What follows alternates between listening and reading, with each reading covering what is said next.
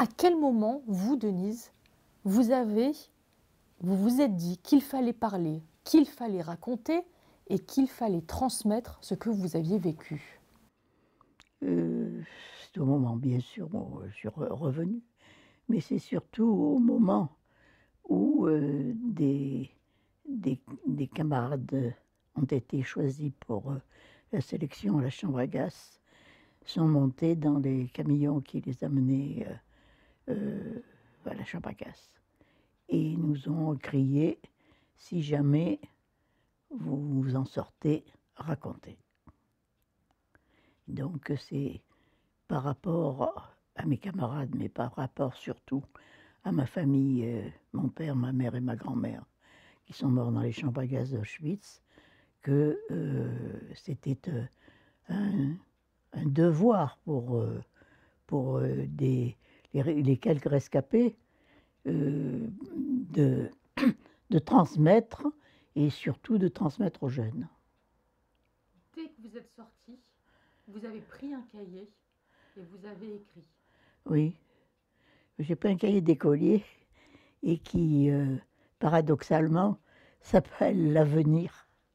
Et j'ai écrit, bon, parce que 1945, je suis rentrée en juin 1945, alors que le camp d'Auschwitz a été libéré le 27 janvier 1945. Et j'ai dit, il faut que j'écrive, parce qu'il y a certaines choses dont je ne me rappellerai pas. J'ai écrit, je l'ai laissé en friche pendant un certain temps, et puis après, je l'ai continué, étant donné que je me suis lancée dans la transmission de la mémoire. euh, D'abord que, avec certaines camarades, nous avons créé l'Amicale des déportés d'Auschwitz Marseille-Provence, puisqu'il y en avait une à Paris qui nous avait encouragés à créer quelque chose à Marseille, et puis donc avec les fédérations de déportés qui nous ont contactés, qui nous ont dit nous parlons de l'extermination des Juifs, mais nous sommes des portés résistants, et ça serait bien si tu venais avec nous pour exprimer bon, le parcours le parcours ou l'extinction, malheureusement, de ces déportés. Parce que vous, en 1944, quand vous avez été déporté, vous aviez 16 ans. Oui, La mémoire pour tout. oui, Vous vous souvenez de quoi de 1944? de 1944. Bon, je me souviens que d'abord en 1938-39, mon père avait fait ses études d'ingénieur des arts et métiers à Aix. Il devait être donc sur le chemin d'ingénieurs des arts et métiers. Et puis, en 1916, il a été mobilisé et envoyé sur le front de l'Isère près de la Belgique. Et donc, il est revenu en 1918. Et en 1938, il a été, malgré qu'il avait 3 enfants et qu'il n'avait plus l'âge pour être mobilisé, il a été quand même mobilisé et envoyé en Syrie, parce que c'était la possibilité d'un deuxième front qui allait s'ouvrir en Syrie. Et donc, il est resté, il a été dans ce qu'on appelait, je crois, le génie, puisqu'il était garagiste et mécanicien garagiste. Donc, il a été envoyé donc à Beyrouth pour occuper un comment dirais-je, de mécanicien, Manutention. oui, mécanicien. Il est resté donc un certain temps, et puis après, bon, ben, il a été rapatrié, parce que bon, il avait quand même déjà 44 ans, et qu'il avait 3 enfants. Et à ce moment-là, nous nous étions installés dans le centre de Marseille, à la rue de l'Académie, dans un appartement confortable, et avec ma grand-mère qui avait un magasin de chaussures en face. Et nous avons fait nos études et au lycée Thiers, et puis moi ensuite au lycée Montgrand. Et au moment où mon père a été mobilisé, il fallait de quoi vivre, et donc il fallait continuer le garage. Et le garage, c'était quand même un garage de 80 voitures, avec un carrossier, avec un gardien de nuit, avec une clientèle bourgeoise du boulevard Notre-Dame. Et nous avons dû déménager dans les appartements du gardien, parce que lui aussi avait été mobilisé, pour assumer la marche du garage. Et là, c'était donc mon frère cadet qui avait fait des écoles de mécanique qui s'en est occupé, avec ma mère qui faisait la partie administrative. Nous habitions dans des appartements du gardien qui étaient tout à fait primaires, oui, comme appartement. Et mon frère aîné, lui, a continué ses études à faculté de sciences, école de chimie, parce que il voulait faire l'école navale. Et au moment des, comment dirais-je, Concours ou des non, admissions? au moment des admissions, les Juifs n'étaient pas admis à l'école navale. Donc il a orienté son avenir en faisant faculté de sciences et école de chimie. Et par la suite, il est devenu ingénieur chimiste, puisque lui aussi a été arrêté, rentré, et sur la famille, c'était mon frère André, l'aîné, et moi qui sommes revenus. Et alors que mon frère cadet René, lui, était dans la résistance, est rentré dans le maquis du Gard avec deux de ses cousins, un protestant, un juif, et ils se sont retrouvés là pour se battre contre l'envahisseur. Je voulais savoir, c'est comment vous aviez eu l'énergie en 1945 Oui. de vous sauver, de rester caché pendant 10 jours en attendant cette libération. Est-ce que vous vous souvenez de ces 10 jours? Je ne suis pas restée cachée. Je ne suis pas restée cachée. J'ai eu 3 fois les pieds gelés. Et la 3e fois, au 3e degré, avec les doigts de pied qui sont tombés tout seuls du froid. Et c'est peut-être ce qui m'a sauvée, parce que l'évacuation du camp, j'étais ce qu'on appelait le Revire, c'était l'hôpital du camp. Et on a dit Judaustreten, ça veut dire les Juifs dehors. Et là, tous ceux qui étaient valides, ils ont pris une couverture, des sabots, et ils sont partis par moins 30 degrés sur la route pour aller atteindre d'autres camps qui étaient plus proches, comme Mauthausen, Ravensbrück, Buchenwald ou autre. Moi, j'ai mis le pied par terre, et puis j'avais le pied tellement gelé que j'avais le pied qui fumait de la gangrène. Et j'ai dit maintenant, à la grâce de Dieu, bien que Dieu, on ne l'ait pas beaucoup vu, mais enfin.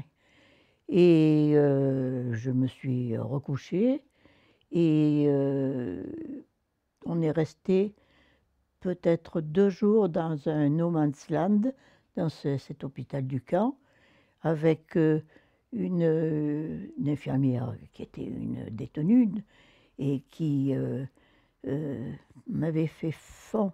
Les Allemands, les nazis, avaient coupé l'eau, avaient fait brûler le magasin de vivres pour laisser aucune trace.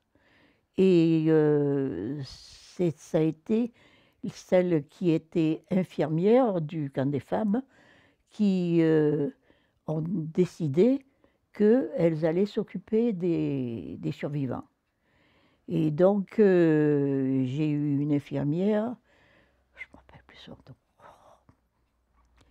qui est venue, qui m'a vue dans cet état-là, et qui m'a dit, il faut que tu tiennes, les Russes sont pas loin, à 50 km, et effectivement, on entendait le canon. Et donc, elle m'a fait fondre de la neige pour donner de l'eau. Elle avait subtilisé de la semoule, elle m'a fait cuire une cuillère de semoule pour me donner à manger. Enfin, elle s'est occupée de moi. Et elle m'a dit, tiens le coup, les Russes sont là. Et 3 jours après, après avoir été dans une espèce de no man's land, on a vu arriver un fantassin russe, soviétique. Et quand il a vu ces visages qui étaient émaciés, maigres, qui sortaient des chalits, le premier mot qu'il a dit, et j'ai demandé à ma voisine russe qu'est-ce qu'il a dit. Le premier mot qu'il a dit, il a dit « pauvres gens ». Et ils nous ont envoyé donc la Croix-Rouge russe pour nous soigner et pour nous alimenter petit à petit. Parce que ceux qui ont été libérés par les Anglais ou les Américains se sont jetés sur leur nourriture et leur estomac n'a pas supporté. Et là, je ne sais pas si c'était leur expérience de l'armée russe, ils nous ont alimentés petit à petit. Et puis, il y avait une Russe qui était chirurgienne, qui avait été détenue, qui s'est occupée aussi des pansements et les premiers pansements que j'ai pu avoir, ça a été par cette chirurgienne russe. Et aussi, après, ce sont les religieuses qui sont venues d'un couvent qui était à une dizaine de kilomètres d'Auschwitz et qui sont venues nous soigner. Et là, ça a été aussi très, très efficace.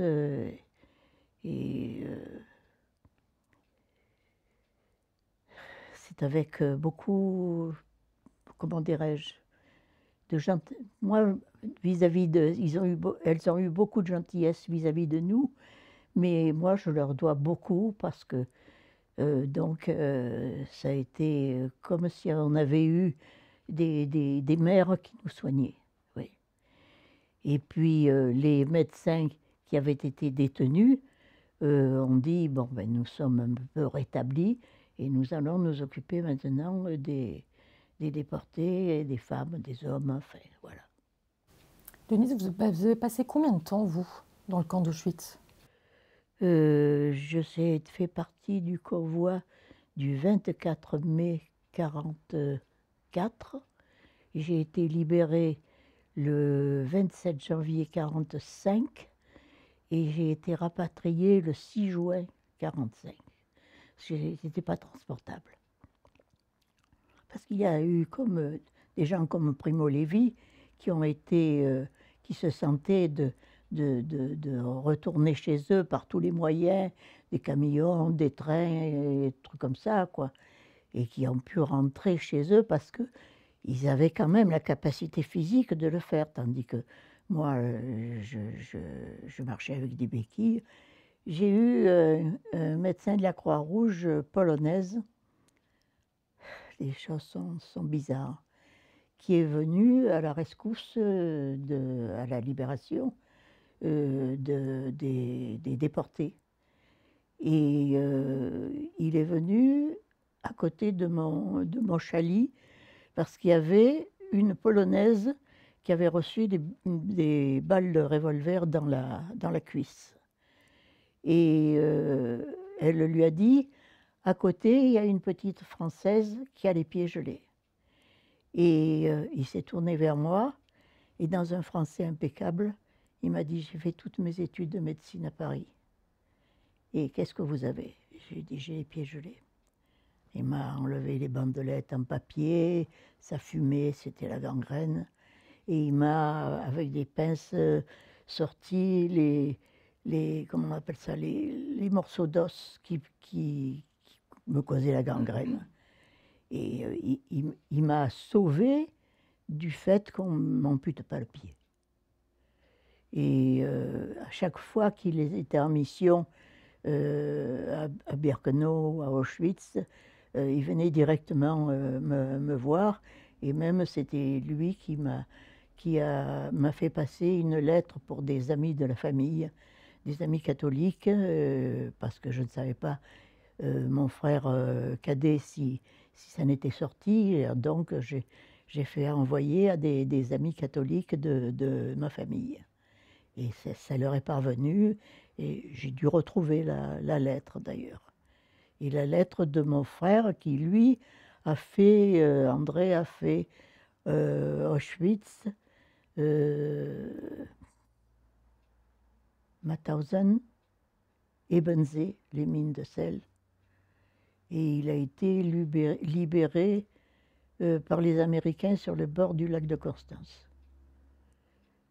Et quand je suis rentrée ici, mon frère cadet m'a dit: on a des nouvelles d'André, il se fait soigner, il est soigné sur les bords du lac de Constance par les Américains, mais il ne peut pas encore rentrer parce qu'il n'a pas la force pour rentrer. Et puis donc on a passé, là c'est un peu confus, mais ça a été les Russes et les religieuses qui nous ont soignés, et de Birkenau, où c'était des baraquements en bois, on a été transportés à Auschwitz, où c'était les anciennes casernes de la Wehrmacht, et c'était en béton. C'était en béton, c'était en étage, et bon, on nous a même, il y avait des chalets, on nous a coupé le haut pour avoir un peu plus de respiration, et puis bon, ben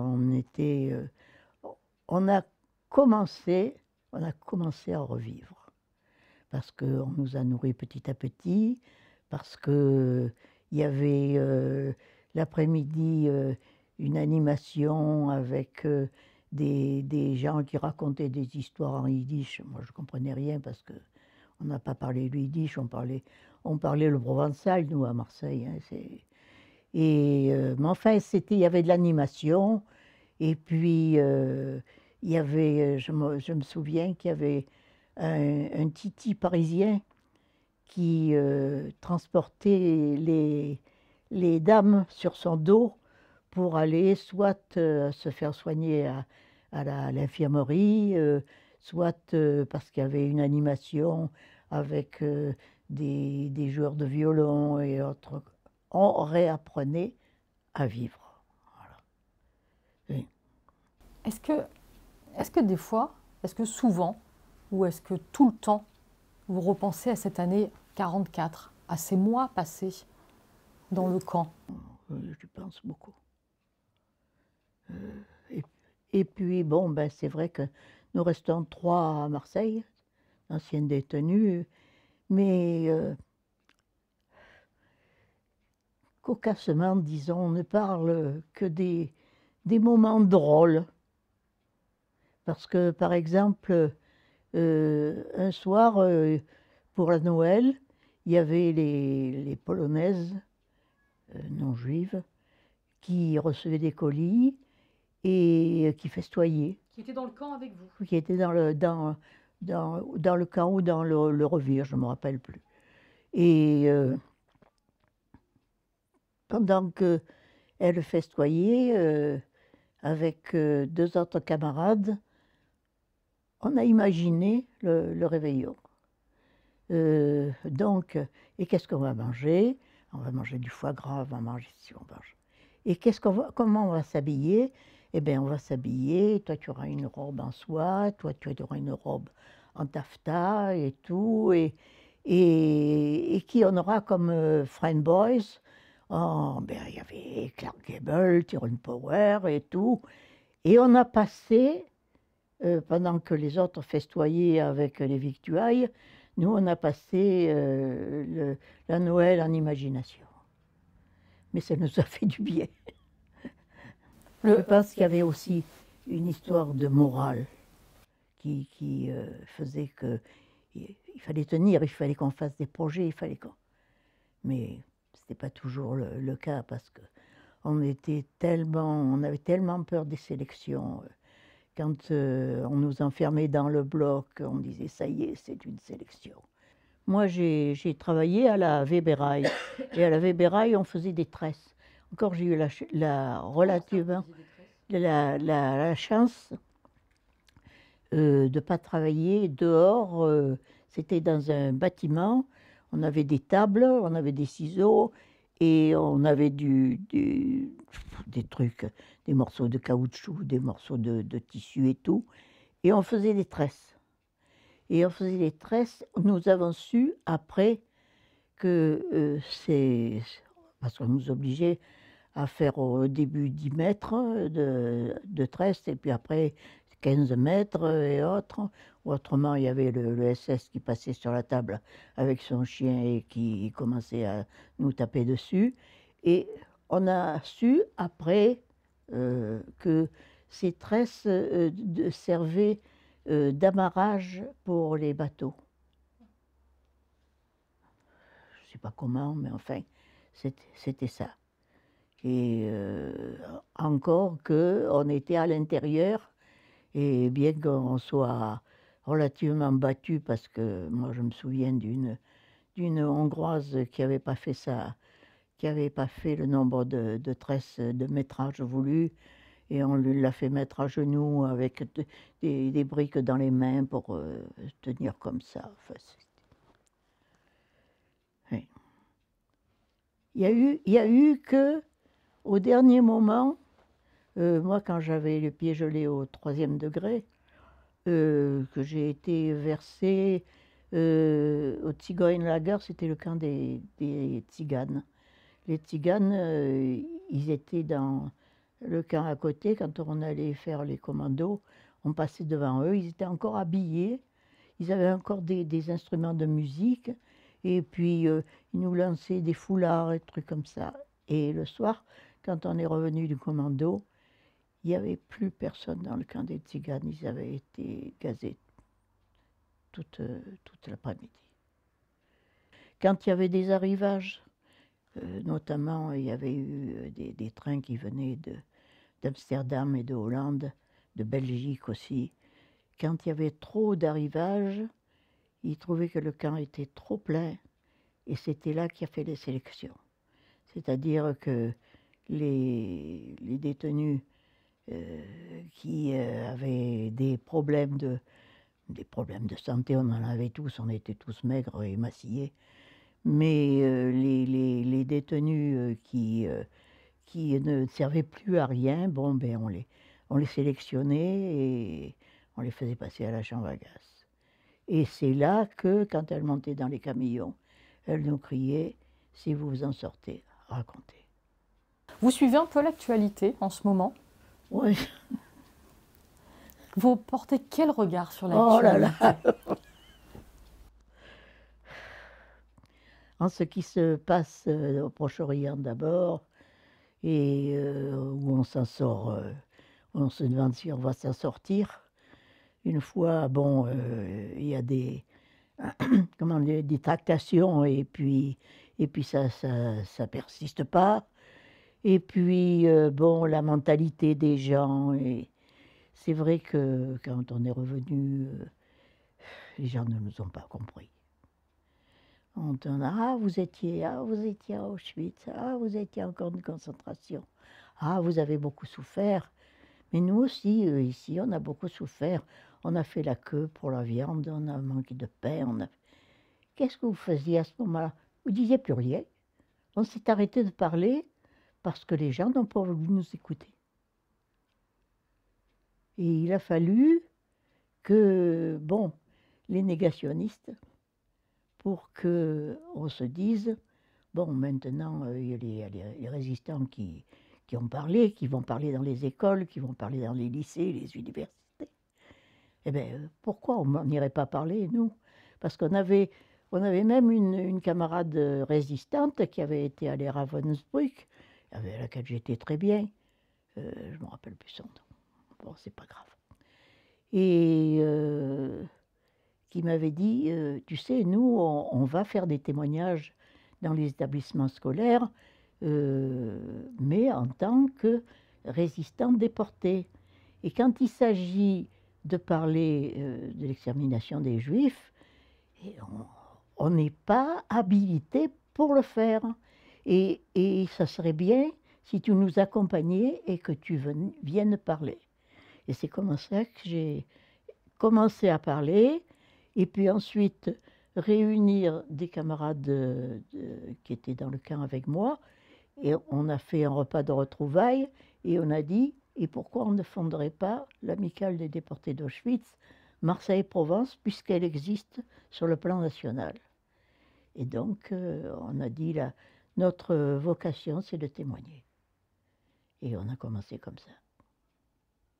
Et on a eu surtout les profs et les proviseurs qui nous ont appelés pour le faire dans leur programme d'histoire contemporaine.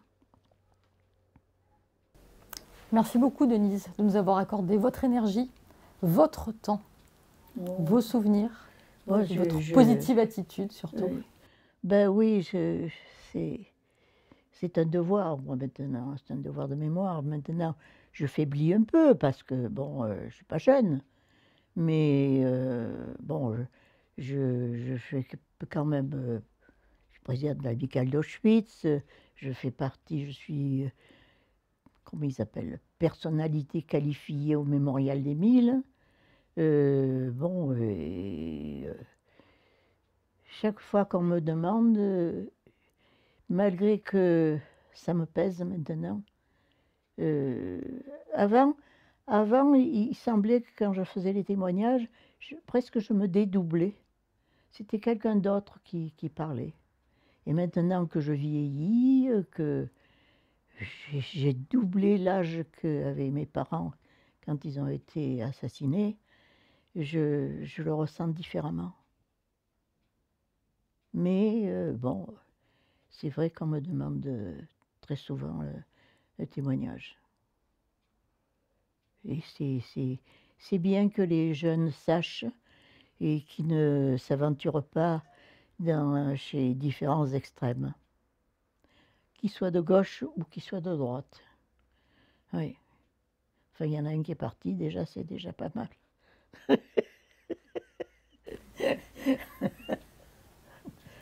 Oui. Merci, Denise.